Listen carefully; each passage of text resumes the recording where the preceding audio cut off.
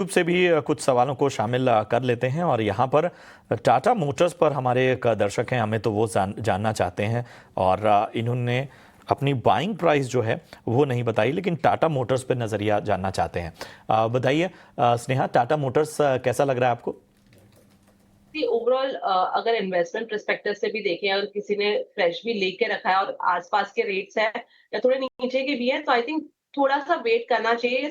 ये counter overall अच्छा है, बट इसमें अभी थोड़ा टाइम से कंसोलिडेशन भी चल रहा है। काफी सारे स्टॉक्स ऐसे ही हैं जो कंसोलिडेशन कर रहा है, तो ये काउंटर भी उसमें से ही एक है जहाँ पे 720 730 का एक रेजिस्टेंस है और इसके ऊपर जाने पर एक मोमेंटम आ सकता है। एक अच्छा बेस फॉर्मेशन हो रहा है which is placed around 640 650 zone के आसपास एक सपोर्ट बन रहा है अभी के लिए। तो किसी ने अगर लॉन्ग किया है तो स्टॉप लॉस मेंटेन करके बने रह सकते हैं। अपसाइड में जब 720 ये लेवल सरपास होता है ऑन द क्लोजिंग बेसिस, तो पॉसिबिलिटी है कि काउंटर 820 830 तक के लेवल्स भी दिखाए और 830 का लेवल अगर क्रॉस करता है तो इसके ओवरऑल जो इतने टाइम से जो पेन है वो निकल जाएगा और एक अच्छी व खासी तेजी आने के चांसेस है उसके बाद। टाटा मोटर्स में ये सलाह। सुशील मेरे साथ फोन लाइन पर है। Sushil hi, good morning.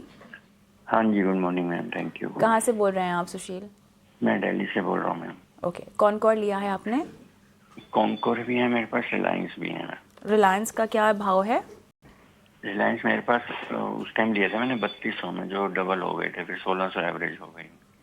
Okay, तो आपको कॉनकॉर पर 750 की बाइंग प्राइस है आपकी? 750 के मेरे पास है। कब तक आपको रुकना है इसमें? मैं 1-2 साल रुक सकता हूँ। 1-2 साल का समय। कॉनकॉर में 750 आपकी बाइंग प्राइस है। फिलहाल तो आप यहाँ पे घाटे में हैं। स्नेहा, इतना ड्यूरेशन रेकमेंड करेंगी आप एज अ स्ट्रैटेजी? ओवरऑल अगर आप देखें तो मुझे लगता है कि होल्ड किया जा सकता है अभी भी।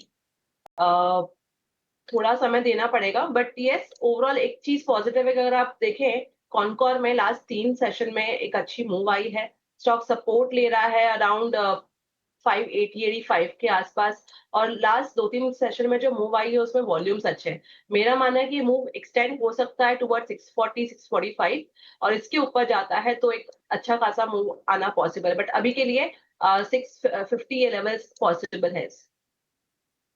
कॉनकॉर में ये फिलहाल टारगेट्स के साथ आपको रुकने की सलाह।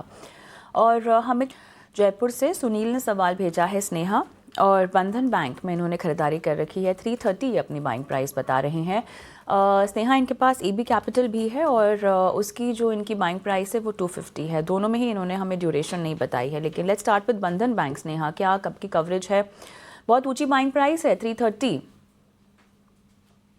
ओवरऑल यस, उनकी बाइंग प्राइस तो बहुत ही ऊंची है और जिस तरह का ओवरऑल चार्ट स्ट्रक्चर है कंटिन्यूसली हमने देखा है करके कि अगर डेली वीकली चार्ट आप देखें तो जो 89 EMA है वो एक रेजिस्टेंस एक्ट कर रहा है और काफी समय से आई वुड से करके कि ये स्टॉक 89 EMA का रेजिस्टेंस को रिस्पेक्ट कर रहा है और वहां से एक सेलिंग प्रेशर आ रहा है।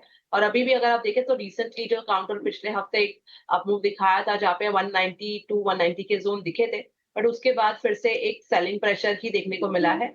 तो मेरा मानना है यहाँ पर इट इज वेरी इंपॉर्टेंट कि काउंटर 190 192 का लेवल्स निकाले, तभी ही जाके इसमें कुछ तेजी आ सकती है।